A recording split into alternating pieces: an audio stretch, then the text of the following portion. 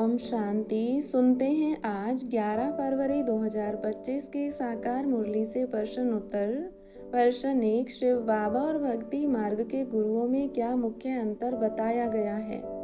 उत्तर, भक्ति मार्ग के गुरु भक्ति सिखाते हैं, जबकि शिव बाबा ज्ञान का सागर है और उन्हें सतगुरु कहा जाता है।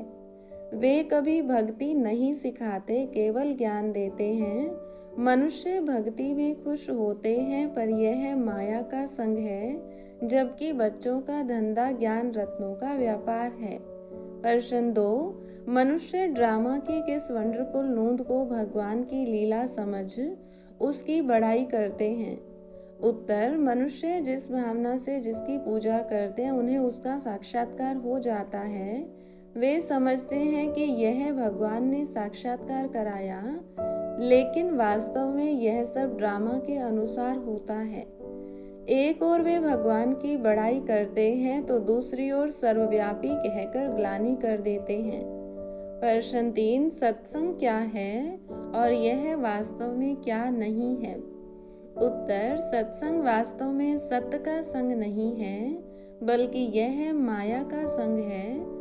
भक्ति मार्ग में लोग समझते हैं कि वे भगवान से जुड़े हैं, लेकिन वास्तव में वे माया के संग में हैं। बाप कहते हैं कि यहाँ ज्ञान सीखा जाता है, भक्ति नहीं।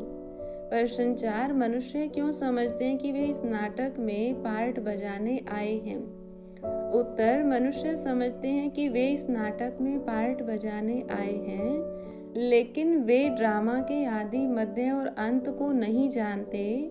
बच्चों को यह ज्ञान है कि यह सृष्टि चक्र अनेक बार फिरता आया है और वे इस नाटक के एक्टर्स हैं। प्रश्न 5, आत्माओं का रहने का स्थान कहाँ है और यह कैसे समझाया गया है? उत्तर, आत्माओं का रहने का स्थान परम धाम है, जो परे ते परे है। वहाँ सूर्य चांद की रोशनी नहीं है। आत्माएं मूल वतन से सीधी आती हैं और सूक्ष्म वतन से होकर जाती हैं। यह सब राज बच्चों को समझाया जाता है। प्रश्न 6, मनुष्य को क्या फिक्र रखनी चाहिए? उत्तर, मनुष्य को सदा यह फिक्र रखनी चाहिए कि वे अच्छी रीति पढ़कर उच्च पद पाएं। किसी भी विकर्म या झूठ से अपना नुकसान नहीं करना चाहिए। बाप से वर्षा लेने की फिक्र रखनी चाहिए। प्रश्न 7, गुप्त नशे में रहकर सर्विस कैसे करनी चाहिए? उत्तर, गुप्त नशे में रहकर सर्विस करनी चाहिए, यानी किसी भी कर्म को करते समय यह जांच करनी चाहिए कि हम कितना याद में रहते हैं। ऐसा कोई कर्म नहीं करना चाहिए जो दिल खाती रहे। प्रश्न 8, एकता और एकाग्रता को कैसे अपनाया जा सकता है? उत्तर, एकता और एकाग्रता को अपनाने के लिए एकांत प्रिय बनना चाहिए। सेवा और स्व उन्नति में एकता और दृढ़ता से आगे बढ़ना चाहिए।